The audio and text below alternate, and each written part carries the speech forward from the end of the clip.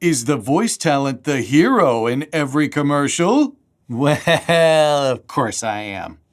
It's my voice. Oh. Yeah, I mean, I knew that.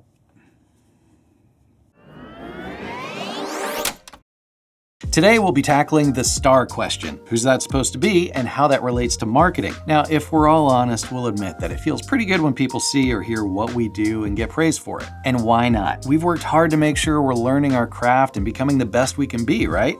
That can get unhealthy really quick if we linger on that and find our value and worth in what people think, or if we're waiting for that next attaboy or praise to get us through. It only works for a quick bit and then we're just looking for that next hit. But that's another video for another time, as there's a whole psychology around it. If you've never heard of the Enneagram, it's a personality test that's been around for centuries. Heidi is a 3, which is called the performer. She desires those pats on the back for a job well done, and she admits that it makes no sense that she's in this industry because we, as talent, don't get that very often. For me, as an Enneagram 9, I don't seek recognition as much, but I've still found that as a performer for on-camera as well as voiceover, I do long for some sort of good recognition or good review or a, "Dang son, you crushed that." It's when you're in Georgia. And we all want to know we've done a good job and have affected someone in a good way, right? That's not a bad thing for any of us in this industry to desire. There are performance reviews in any job, and they give us a barometer of how we're measuring up to expectations. If I'm not performing up to par, I'd want to know so that I can adjust and hit those goals. And if I'm doing great, I want to know that too so that I can continue down the path and become even better. But let's get back to the big question. Who should be the hero? Like I said, it's not bad to desire a little praise, but relax and let it come naturally. Trust that you're enough. Trust that you've been putting in the hard work and you know in your heart that you did a good job. And trust the fact that you were chosen above all the other talent. If you need another opinion, your private coach or class instructor can also be the one you listen to help you realize all that you have to offer and how far you've come. So when it comes to being a voiceover talent who wants to always win the client, we need to remember the client is the hero, the customer is the hero, and the audience is, you guessed it, the hero. We are simply the guides. We guide the hero to their win, whether that's being a part of the puzzle of a great commercial, helping the customer find the solution to their problem, or taking the audience on a journey. Think Yoda guiding Luke, Gandalf guiding Frodo, Morpheus guiding Neo. I know Kung Fu. It's putting the client and their goals ahead of our own. It may take a bit of humility, but it will be so worth it, I promise you. So what does that look like? It means being ready to bring ideas to the project, but leaving them at the studio door if the client has different ideas than you, or you sense that they're going a different direction with the copy or the project. Most of the time, they have the bigger overall picture in mind, whereas we're just seeing a part of it. And at other times, they'll welcome your thoughts and takes to see if there's something they aren't hearing or seeing with their project, and you bring a unique perspective. That's happened numerous times over the years, where clients will be done with every idea they had, and then finally, towards the end, they'll ask me if I had anything that I wanted to add. Mostly, I'd be on the same page already, but in many sessions, I'd let them know that I had a few thoughts, and if they had time, I'd love to do a few takes with what I was seeing or hearing in the copy. 99.9% of the time, they were happy with what I did, and in some cases, they'd shift directions because of it. The old expectation of a job well done was me or Heidi desiring or expecting praise. But by shifting our perspective from that to a job well done being guiding or helping someone, well, that makes the difference between a win and a defeat, even if it's just a perceived internal defeat. Not to mention, it helps the win become a more tangible outcome that we can attain. It's a great feeling when the client comes out happy at the end of a session. And ironically, you'll end up getting praised from them because they'll feel like they were super served. So now that we know, or we're reminded that the hero is not us, but the client, customer, or audience, how does this relate to marketing? Heidi spent some time at the Georgia Marketing Summit, and we'll both be going to their next summit coming up this year. Why? Because as a voice talent, she had the perspective of making the client the hero and taking that to the next level by meeting them on their turf. Why didn't I think of that?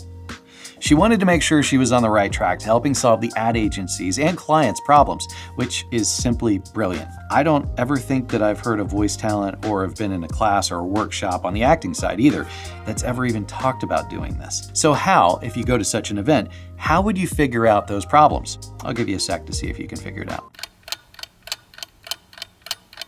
Yeah, okay, time's up. And it's simple. You figure out those problems by listening. And going to this conference on their turf was the best way to listen. She met some interesting people, but, and this is key, she did not go to network. Ugh. Networking. Ugh.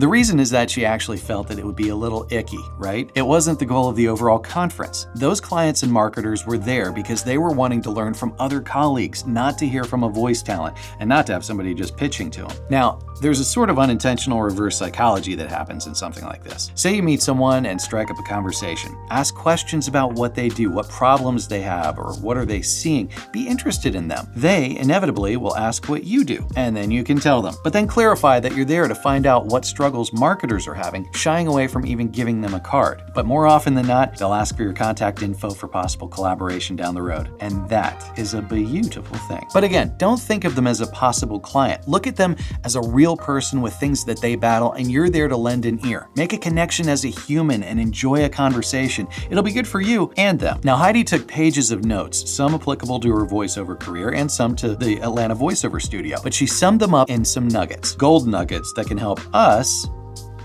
in voiceover. 1. Attention spans are super short. The head of marketing for the Atlanta Hawks said that you have to grab people's attention in the first 3.6 seconds or you lose them. This underscores why the first line in our audition is the most important, and also in our demos. If we lose the client or agency's attention, we'll probably lose the customers. Number 2.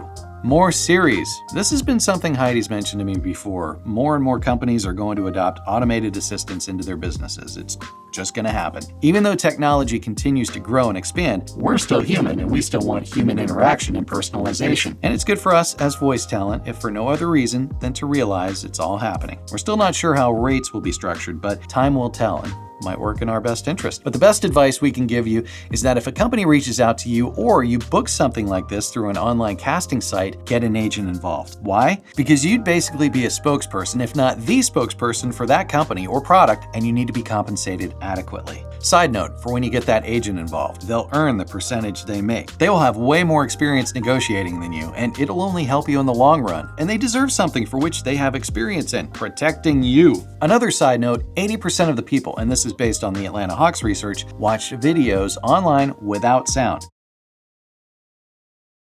We need to know this, and this is more for social videos as well. If people don't want to hear sound, how can we bring value as a voice talent? I know for me, there's more of a connection that I feel and sense when the audio is turned on, and people will listen if they want to. 3. Humanizing a brand is the way to thrive. Several of the panelists talked about how important it is to humanize a brand. The marketing director of the Hawks said he constantly tells his production team to scale back production. Brands want real, raw, and less polished. At least at this point in the marketing pendulum swing. And that's a great reminder that it's essential to bring our humanity to every single audition. And always remember, we're talking to another human on the other end. We never read as voiceover talent. We connect. That's our job as voice talent. If you're not sure how to do that, then come check out everything we have to offer at atlantavoiceoverstudio.com and provoiceovertraining.com, where our goal is to equip, elevate, and inspire you in your voiceover career. And check out our other videos for other free advice, and subscribe so you don't miss out. See you next time. If you're relatively new to voiceover and know about genres and what's available, but want to begin learning the foundations and foundational techniques of voiceover, like learning how to use your instrument, your voice, then head over to provoiceovertraining.com and click on the Beginner VO Intensive course. Yeah, you can take that class there on demand in video form, and then we have links in there where you can schedule time with a private coach to practice and make sure you're doing everything correctly. Or if in person or live via Zoom is more your speed, where you can ask questions, head to atlantavoiceoverstudio.com and look for the Beginner VO Intensive under classes in the menu bar. These tend to sell out really fast because it's such an awesome class, and we cover so much in 3 months. So look at the website and see which night works for you. Thanks so much for watching, and keep checking back for more videos to help you in your voiceover journey.